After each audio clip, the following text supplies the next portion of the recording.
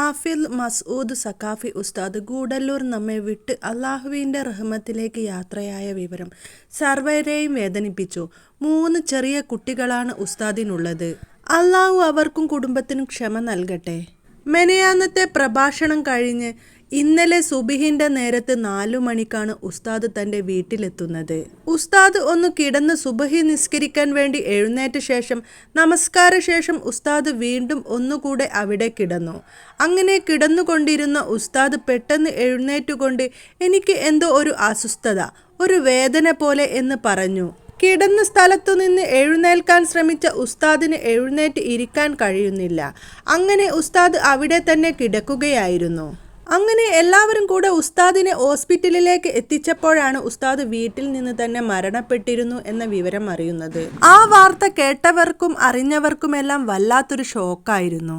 വളരെ നല്ല സൽസ്വഭാവിയും സ്നേഹസമ്പന്നനുമായിരുന്നു. പുഞ്ചിരിച്ചല്ലാതെ ഉസ്താദ് ആരോടും സംസാരിക്കാറില്ലായിരുന്നു. ഏതു വേളയിലും അള്ളാഹുവിനോടുള്ള ഭയഭക്തിയിൽ മുഴുകിക്കൊണ്ടിരിക്കുന്ന ആളാണ്. ഉസ്താദിന്റെ പ്രഭാഷണങ്ങൾ ഏതൊരു മനുഷ്യന്റെയും ഉള്ളു തുറക്കുന്ന തരത്തിലുള്ളതാണ്. അത് കേട്ടവർക്കെല്ലാം തന്നെ വ്യക്തമായി അറിയാനും സാധിക്കും. അള്ളാഹുവിന്റെ റഹ്മത്തിലേക്ക് ഉസ്താദ് യാത്രയായി. എല്ലാവരും ഉസ്താദിനെ നിങ്ങളുടെ ദുആയിൽ ഉൾപ്പെടുത്തണമേ. 3 ചെറിയ കുട്ടികളാണ് ഉസ്താദിനുള്ളത്. മൂത്ത കുട്ടിക്ക് 9 വയസ്സായിട്ടുള്ളൂ. അപ്പോൾ ഉസ്താദിന്റെ വിയോഗത്തോടു കൂടി കുട്ടികൾക്കും ഭാര്യയ്ക്കും എല്ലാം വലിയ വേദനയായിരിക്കും. തീരാ നഷ്ടം തന്നെയാണ് സമ്മാനിച്ചത് എന്നറിയാം. പക്ഷേ അള്ളാഹുവിന്റെ വിളിക്ക് ഉത്തരം നൽകിയല്ലേ പറ്റുകയുള്ളൂ.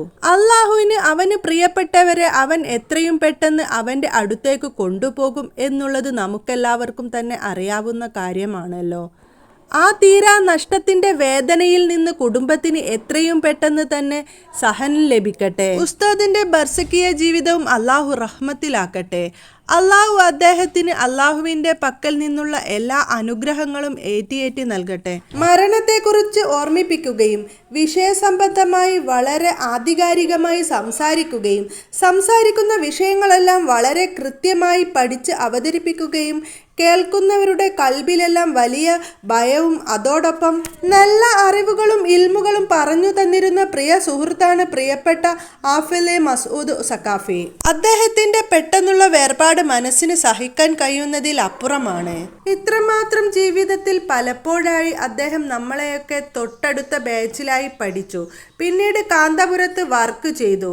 അപ്പോഴെല്ലാം വലിയ ബന്ധമുണ്ടായി. പിന്നീട് കാണുമ്പോഴെല്ലാം വലിയ സൗഹൃദങ്ങൾ കാത്തു സൂക്ഷിക്കുകയും അങ്ങനെ വലിയ ബന്ധം ജീവിതത്തിൽ ഉണ്ടാക്കുകയും ചെയ്ത നല്ലൊരു പ്രഭാഷകനും നല്ലൊരു ആലിമും നല്ല ഒരു വിഷയാവതാരകനെയുമാണ് നമുക്ക് ഈ മരണം കൊണ്ട് നഷ്ടപ്പെട്ടിരിക്കുന്നത്. എല്ലാം അള്ളാഹുവിൻ്റെ ഖലാഹാണ്. നാഥനായ റബ്ബിൻ്റെ തീരുമാനമേ നടക്കുകയുള്ളൂ. ഈ ഷഹബാനിലെ പുണ്യമായ ദിവസങ്ങളിൽ പ്രത്യേകിച്ച് തിങ്കളാഴ്ച രാവിലേക്കാണ് നമ്മൾ പോകുന്നത്. ആ തിങ്കളാഴ്ച രാവ് വരുമ്പോഴേക്കും ഖബറിലേക്ക് എത്തണം എന്നതൊക്കെ അള്ളാഹുവിന്റെ ഖലാഹും തീരുമാനവുമാണ്. ഷഹബാനിൽ മരണപ്പെട്ടവർക്ക് ഖബറിൽ ചോദ്യമില്ല എന്നൊക്കെയുള്ള വിഷയങ്ങളൊക്കെ നമുക്കറിയാം.